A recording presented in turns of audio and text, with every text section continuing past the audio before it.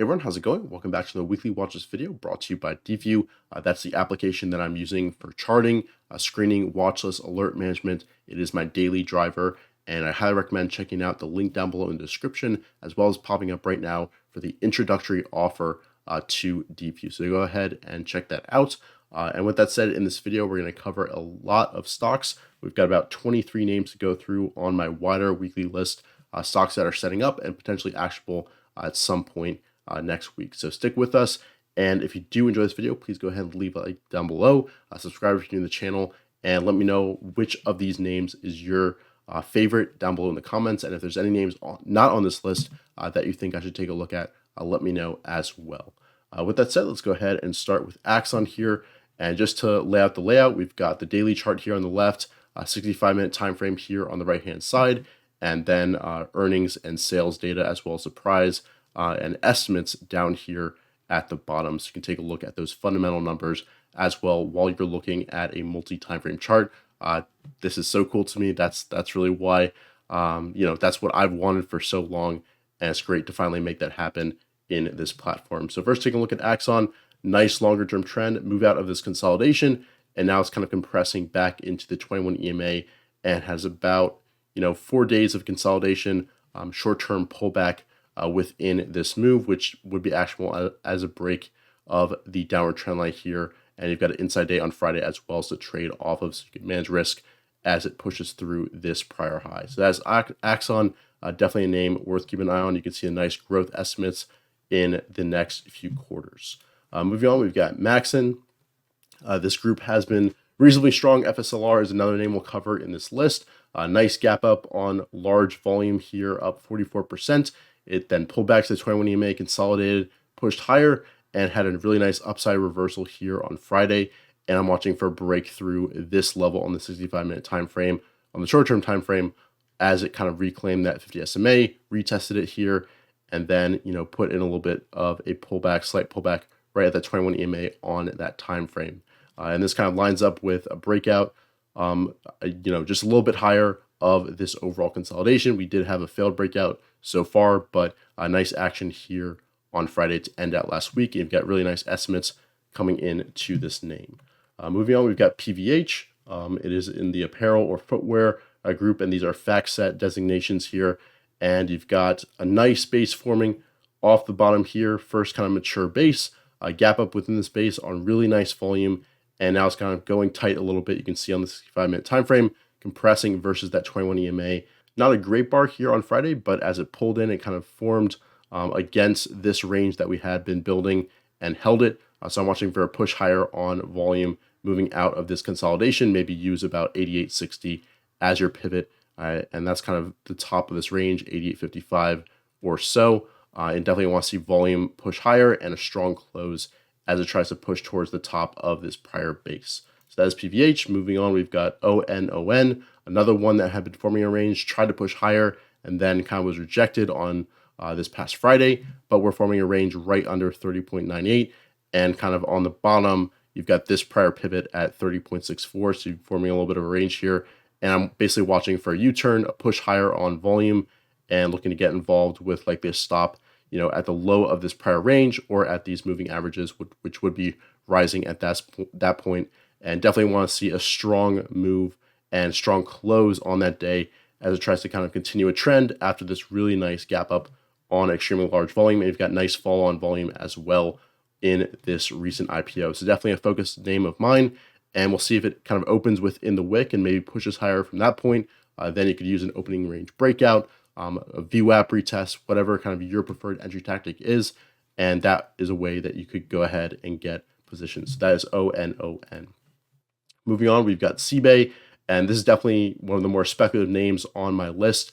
This is a lower price stock and lower dollar volume. You can see average volume only about 2 million or, half a million here down here recently.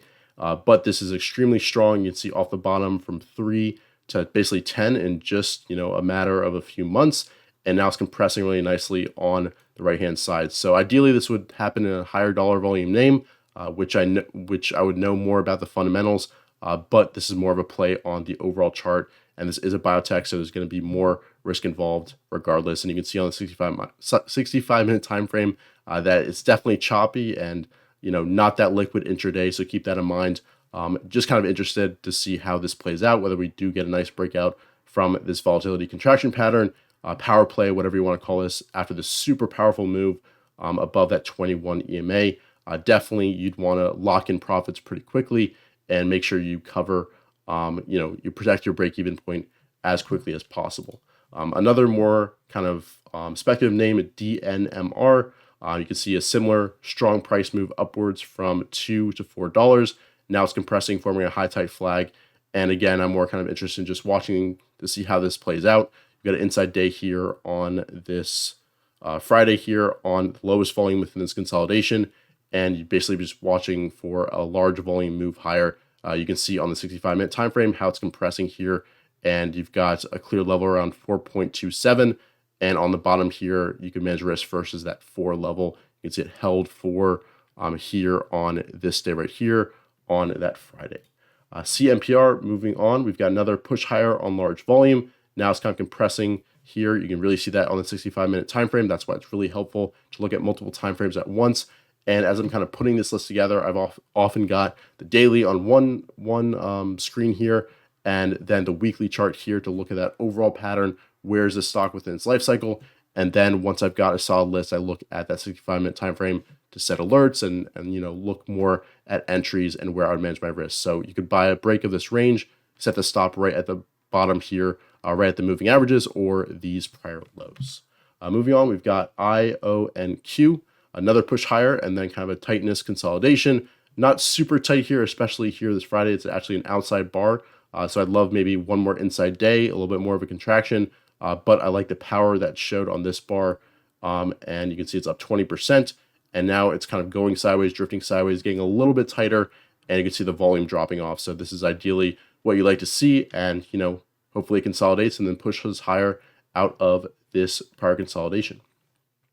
OTTR resting at the top of this prior consolidation. Ideally, maybe we get one more inside day. But I like the push higher here. And then compression, once again, forming a little bit of a range between, basically 75 and on the bottom, 72, 73. And you could buy on a pullback to this prior pivot, or if it just goes quiet and tight, you could buy a breakout from that contraction. You can see not the greatest estimates here from this name, which is always something to consider as well. Moving on, we've got AQUA, which is forming out a larger base. You've got this pivot right at 50, which is the one I'm watching. Wasn't able to stick that here on Friday, but is forming a constructive pattern after this large move higher on volume. You can see it was up 15%. Then it was forming this base, undercut this level just a little bit, pushed higher, and it's forming the right-hand side, and you've got consolidation pivot right at that 50 level. Manage risk, at the relevant higher low, maybe this one here or at the 21 EMA if it does push higher pretty quickly. XOM, a lot of oil and gas related stocks look like this, and we'll actually cover, I think, EOG later down here. A lot of them had strong moves and now are going kind of quiet and tight, and you can see the volatility contraction here on the 65-minute time frame. And basically, I'm watching for a push higher out of this consolidation, maybe using 116.19 as your pivot, setting your stop, just below the moving averages, or this prior low, or even, the low of this range is forming a pretty well-defined low here at 114.12. So we'll have to see what happens with this name.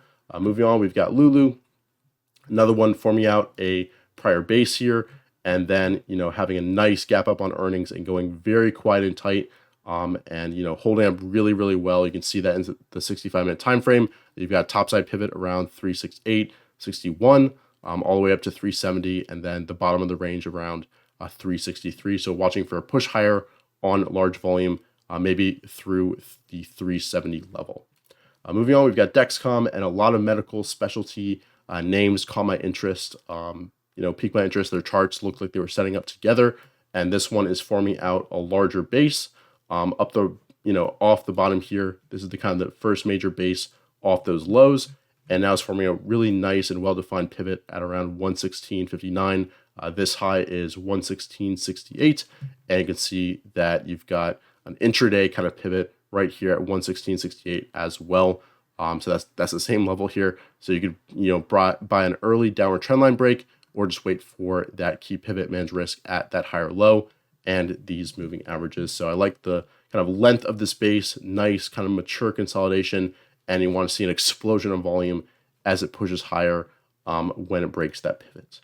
Pod, very related to Dexcom, has been forming a base as well. I was watching this last week as well, wasn't able to push higher, but again, it's kind of forming a consolidation right on top of the HVC level, which was the gap up here. We had another gap up on earnings on large volume. It pushed higher, and now it's just kind of resting at the top of this prior base and let that 21 EMA kind of catch up to price. Wasn't able to really make progress from that inside day, but I'm watching basically for a push higher on volume, follow on the last 65-minute move here on this Friday, where you can see nice volume coming in and a nice outside bar. So that is PODD. PACB, Pacific Biosciences, you can see is forming out a base as well up the right-hand side and had a nice gap up. You've got the HVC level, and that is at 11.57, and that pretty much lines up with the top of the prior inside day. So that is the pivot I'm watching here. I'm managing risk at the low of the day, the low of the inside day, or at those moving averages, watching for a push higher on volume. DKNG forming out a base here after a nice move up. You've got a consolidation pivot at 19.60, as well as here, at 1947. And ideally, you get, 1 day of tightness here. It's a little bit loose here. Compression back into 21 EMA would be pretty nice, but we'll have to see what happens and, see if we can push higher on volume through those levels. EOG, as I mentioned, a lot of oil and gas related names look like this. Nice push off the bottom here, going quiet and tight. You can see the compression on the 65-minute time frame. That's why I like to use that to just get a little bit more granularity, and it's setting up pretty darn well. It's right at that 200-day moving average and it's stalled so far. But looking at this push higher, just looking at the percentage move, about 25%, 22%. So it makes sense that we're resting for a little bit, and we'll have to see whether we break to the downside or continue higher and push towards those previous highs. XOM is closer to the previous highs, but this may be a little bit cleaner to trade and can really trend if you look back in the past and have some really nice moves. So that's why I'm watching this one, but there's also other names in the group setting up pretty well. Moving on, we've got APP app, which is setting up a base off the bottom here. Nice push higher. You can see it's moved from about 9 to 16.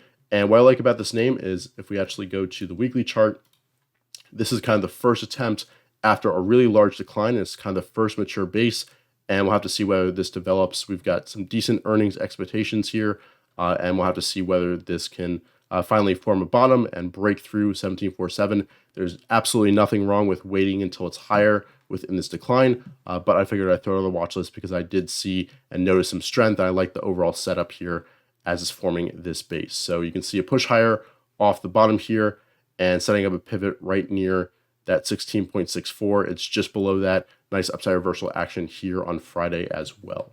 Moving on, we've got IoT also in packaged software here, forming a pivot. Nice action and push late in the day on Friday, and you've got that pivot right near that key 20 level. And I want to see a push higher on volume as once again this tries to form, maybe the second mature consolidation off the bottom in this recent IPO. Duolingo, another recent IPO worth watching, forming out a range here. The bottom is around 134, top around 138 and change. I want to see a push higher and breakout on volume. I wouldn't mind a little bit more of a rest. Maybe this needs to put in a base and let that 50 SMA catch up to price. But right now it's staying above that 21 EMA as well as this prior high. So if it does break this, I'd be watching this level pretty carefully around 130. But we'll have to see what happens and just watching to see what goes on with the stock, because I do think it's one of the leaders and really interesting stories as well in the market today.